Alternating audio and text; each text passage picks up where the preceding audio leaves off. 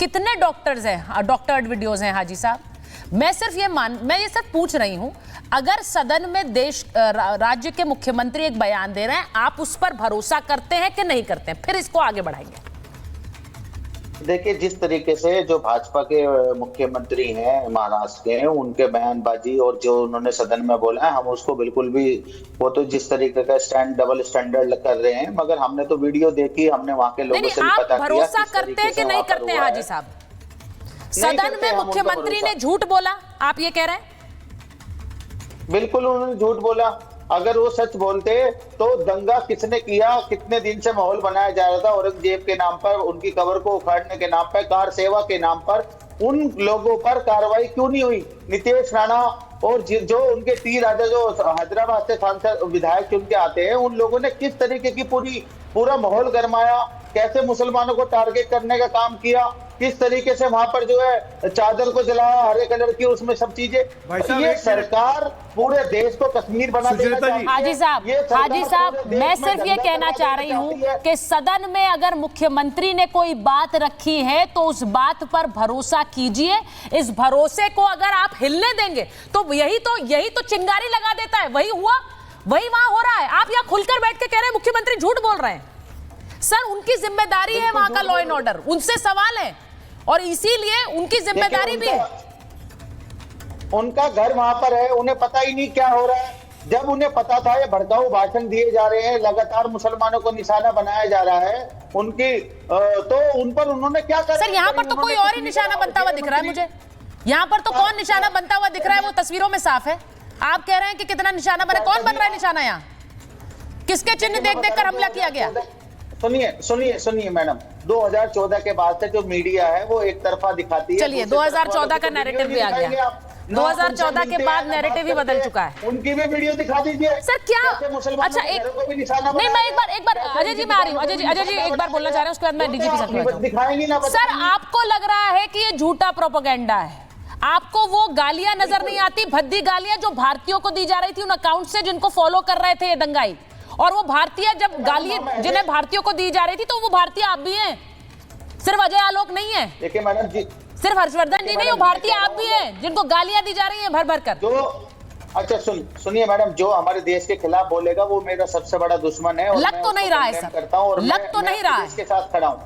लग तो नहीं रहा है। आपके लगने से ना लग, देखिए मैडम, आपके लगने और ना लगने से कोई हल नहीं है, कोई फर्क नहीं पड़ता। ये तो मुझे, मैं जानती हूँ कोई फर्क नहीं पड़ रहा है आपको, ये मैं जान रही हूं आपको कोई फर्क नहीं पड़ रहा है, क्योंकि जो दंगाई कैमरों में कैद हैं उनको जब आप एक तरह से सपोर्ट करते हैं, जब आप ये कहते हैं कि मुख्यमंत्री गलत कह रहे हैं सदन के अंदर।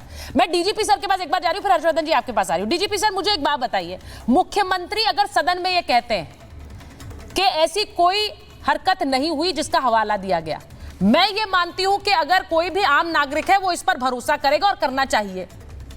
कुछ नेता इसको लेकर आगे बयान दे रहे हैं जिससे बहुत ज्यादा तनाव फैल सकता है सर। तो चरिता जी, मैं कल अजय आलोक जी के बयान पर आरती के शो में मैं आपका ध्यान आकृष्ट करना चाहूंगा, जब उन्होंने कहा कि नागपुर पुलिस ने थोड़ी सी चूक की थी। एक निर्वाचित मुख्यमंत्री सदन के पटल पे अगर बयान दे रहा है, उस पर विश्वास नहीं है तो आपको किस पे विश्वास है? पाकिस्तान पे, बांग्लादेश पे, इंडोनेशिया पे, कहां पर विश्वास है? वो एक निर्वाचित सरकार के मुख्यमंत्री हैं और आप उनको झूठ और इस तरीके के तथाकथित क्वेश्चनेबल आप वीडियोस को आप शाश्वत सत्य मान रहे हैं। और जिस तरीके का हमने मान भी लीजिए, अगर ये वीडियो, ये घटना हुई थी, आपके अधिकार था जाके पुलिस में एफआईआर लिखे, आपने नहीं लिखाई। आपने सोचा कि हम दंगा कर देंगे। लेकिन मेरा आह्वान होगा अजय आलोक जी, पुलिस को निष्क्रिय नहीं, मूक दर्शक नहीं बनना है। आपने 4 एसडीपीआई की जगहों पे, अड्डे पे छापे मारे, हर जगह छापे मार करके आपत्तिजनक वस्तुओं और जो कृत्य हो रहा आपके सामने, मोटरसाइकिल पे देख लीजिए हुजूम इकट्ठा है, और इनके जूते पर नजर डालिए। ये जॉगिंग शूज पहने हैं, ट्रैक पैंट्स पहन के पूरी तैयारी में दंगा करने के।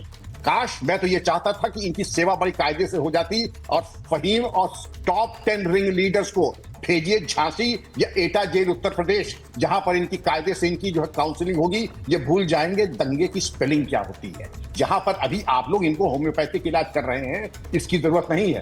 कायदे से इनका इलाज होना चाहिए था। इन्होंने कानून अपने हाथ में लिया और कौन किसको धमकाएगा अभी इनको मालूम नहीं। औरतें उठा ले जाएंगे। ये चुनौती की वजह, खैर कुत्ता मुझे काटे तो मैं कुत्ते को नहीं काटता हूं। लेकिन ये मैं जरूर कह दूंगा, इस तरीके के जो भौंकने वाले हैं अब भौंकाने वाले हैं, सुचरिता जी उनका इलाज नागपुर पुलिस को अब महाराष्ट्र और नागपुर कुर्बानी मांग रहे हैं। इस तरीके की धमकी दबाने की बातें। We are all proud Indians and as proud Indians किसी को यह हक नहीं बनता कि हमारी महिलाओं के ऊपर या हमारे शासन, हमारे संविधान के ऊपर इस तरीके की उंगली उठाए या उसको चुनौती दे। चुनौती देंगे तो उसके दुष्परिणाम के लिए भोगने के लिए तैयार है। मैं एक बड़ा बयान दिखाना चाह रही हूं, उसके बाद मैं इस डिबेट को आगे बढ़ा रही हूं, क्योंकि आज उत्तर प्रदेश के मुख्यमंत्री योगी आदित्यनाथ ने जो बयान दिया है वो कह रहे हैं आक्रांताओं का महिमा मंडन नहीं होना चाहिए, और आक्रांताओं का महिमा मंडन जो करता है वो देशद्रोह कर रहा है। ये देशद्रोह के जैसा है। देश ऐसे देशद्रोहियों को स्वीकार नहीं कर सकता है। महापुरुषों का सम्मान हर नागरिक का दायित्व है। मैं एक बार जरा योगी आदित्यनाथ का ये बयान सुनाना चाह रही हूं, जो कि कह रहे हैं औरंगजेब प्रेम इज इक्वल टू देशद्रोह। सुनिए जरा। किसी भी आक्रांता को महिमा मंडन नहीं करना चाहिए। आक्रांता का महिमा मंडन का मतलब देशद्रोह की नींव को पुख्ता करना, और स्वतंत्र भारत ऐसे किसी देशद्रोही को स्वीकार नहीं कर सकता है।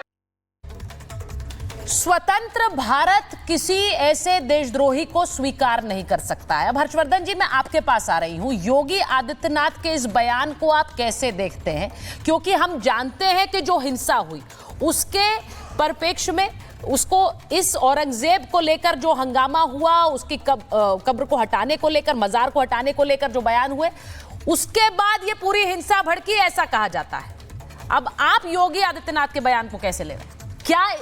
क्या औरंगजेब प्रेम इज इक्वल टू देशद्रोह?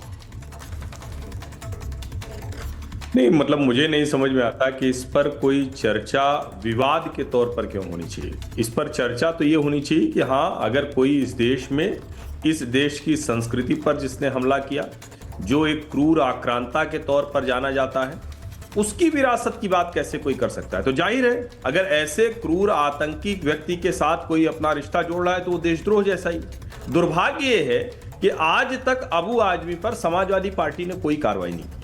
हर किसी को याद आ रहा है कि भाई क्यों विश्व हिंदू परिषद और बजरंग दल ऐसा प्रदर्शन करते हैं।